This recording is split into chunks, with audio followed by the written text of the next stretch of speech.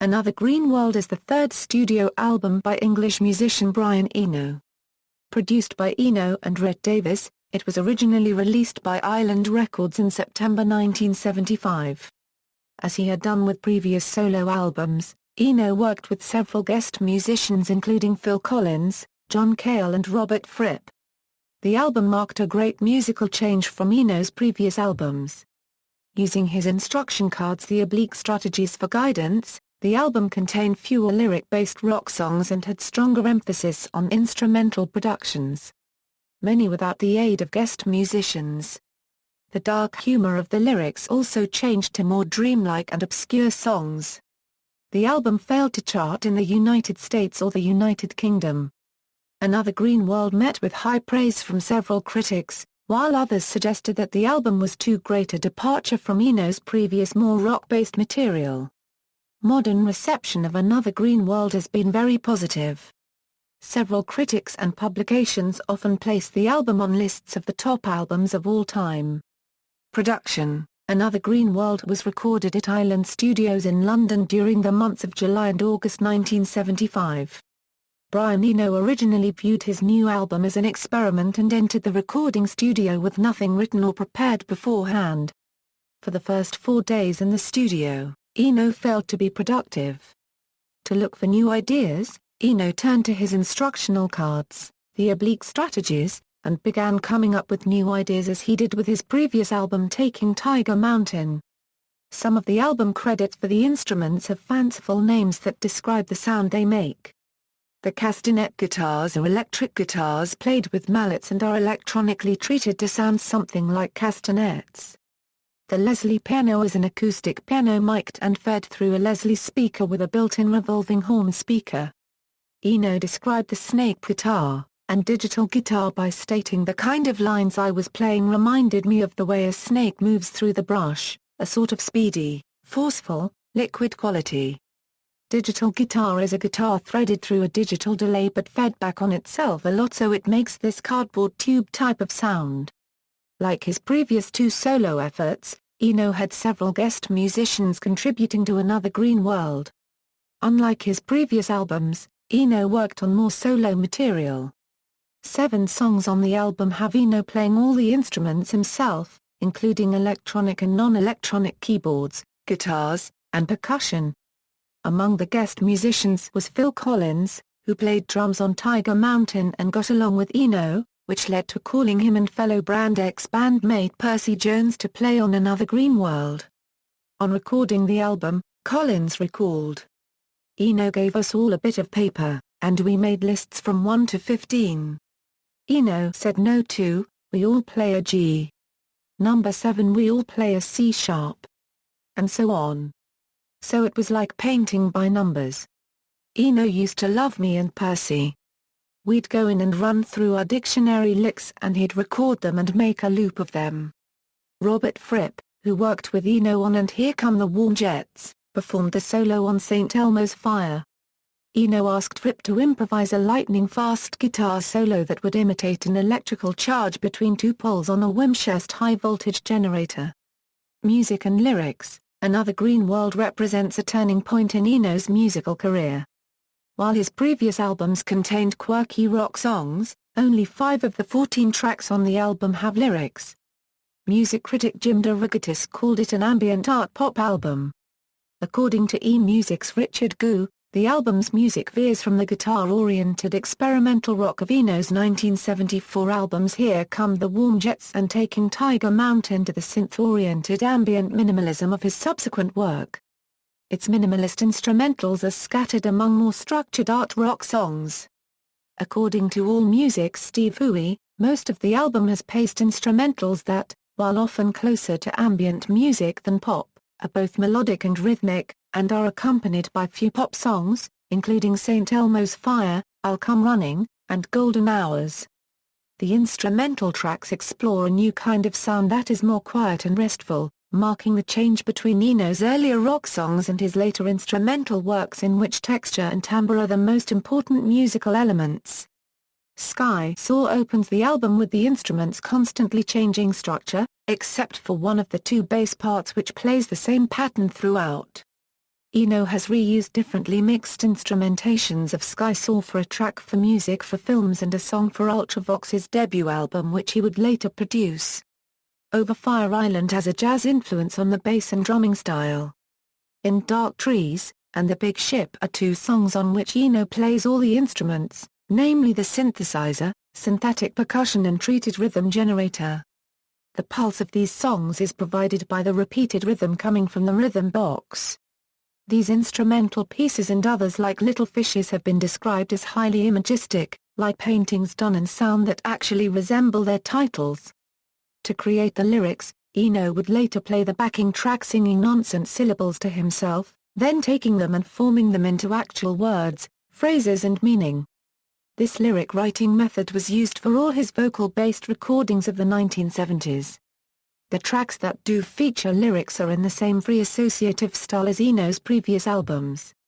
The humor in the lyrics has been described as less bizarre than gently whimsical and adult. Release and reception: Another Green World was released in September 1975 and did not chart in either the United Kingdom or the United States. The album's reception was for the most part very favorable. Henry Edwards of High Fidelity wrote positively of the album, claiming it to be Eno's most accessible to date. Tom Hull of The Village Voice felt that, although it wouldn't be fair to say that Another Green World is Eno's best album, the album is definitely his easiest to love. Charlie Walters of Rolling Stone found it a major triumph that Eno's creative risks so consistently pan out, and said that it is indeed an important record and also a brilliant one. Negative reviews of the album focused on the lack of the rock songs from Eno's previous albums. John Parolles, writing in Crawdaddy, found its electronic excursions less challenging than Eno's previous progressive rock songs and remarked, "This ain't no Eno record. I don't care what the credits say. It doesn't even get on my nerves." Lester Bangs of The Village Voice was lulled by much of the music and said that those little pools of sound on the outskirts of silence seem to me the logical consequence of letting the processes and technology share your conceptual burden. Robert Christgau, who originally gave the album an Euro in his review for The Village Voice, admitted that he resisted the album at first, but ultimately grew to love every minute of this arty little collection of static synthesizer pieces. He felt that its 13 pieces can be appreciated both individually and as a whole, and called the album the oral equivalent of A Park on the Moon, a oneness with nature under conditions of artificial gravity. In 1977, Another Green World was voted the 11th best album of 1976 in the Village Voice Euro's Paz and Job Critics poll. Christgau, the poll's creator, ranked it second on his own list for the poll. In 2004, Virgin Records began reissuing Eno's albums and remastered Digibooks. Modern reception of Another Green World has been more unanimously positive. Steve Huey of AllMusic called the album a universally acknowledged masterpiece, and the perfect introduction to his achievements even for those who find ambient music difficult to enjoy. Chris Ott of Pitchfork Media hailed it as one of Eno's most important albums, and Q Magazine wrote that it was breathtakingly ahead of its time. J.D. Considine, writing in the Rolling Stone Album Guide, said that Eno used the recording studio for the album as an instrument, molding directed improvisations, electronic effects, and old-fashioned songcraft into perfectly balanced aural ecosystems. In his review for Blender, Douglas Woke said that the audio clarity of the remastered edition makes it easier to pay attention to every song's subtle complexities. The album has made several top albums lists. Pitchfork placed the album at number 10 on its list of greatest albums of the 1970s. In 2012, Rolling Stone ranked the album number 429 on its list of the 500 greatest albums of all time. In 2003, Blender placed the album on its list of 500 CDs you must own, alternative rock, stating that the album is experimental yet accessible, unregistered trademark as exactly the kind of album that Eno devotees long for from him today. The album also ranked at number 36 in NME's list of the greatest albums of the 70s. The title track was used as the theme music for BBC Two Television's art series Arena. The album was included in Robert Dimery's 1001 Albums You Must Hear Before You Die. Track listing. all songs written by Brian Eno.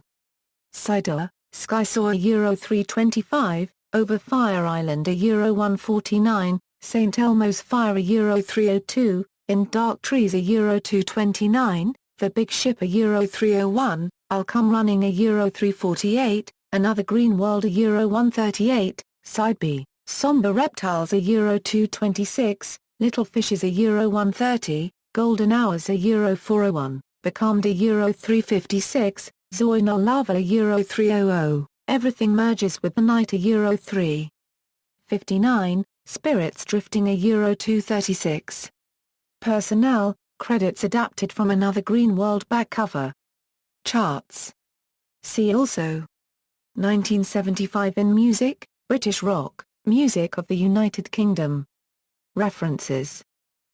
Sources Chris Gore, Robert. Chris Gore's Record Guide, Rock Albums of the 70s. Tickner and Fields. ISBN 0899190251. Considine, J.D. A.L. Brackett, Nathan. Horde, Christian, eds. The New Rolling Stone Album Guide, completely revised and updated 4th edition. Simon & Schuster. ISBN 0-7432-0169-8. Howard, David N. Sonic Alchemy, Visionary Music Producers and Their Maverick Recordings. Hal Leonard. ISBN 0-634-05560-7. Riespard, Eric. Marks, Craig. Spin Alternative Record Guide. Vintage Books. ISBN 0-679-75574-8. Tam, Eric 13730. Brian Eno, His Music and the Vertical Color of Sound. Da Capo Press. ISBN 0-306-80649-5. Thompson, Dave. Turn It On Again. Backbeat Books. ISBN 0-87930-810-9. Warwick, Neil. Kuetner, John. Brown, Tony.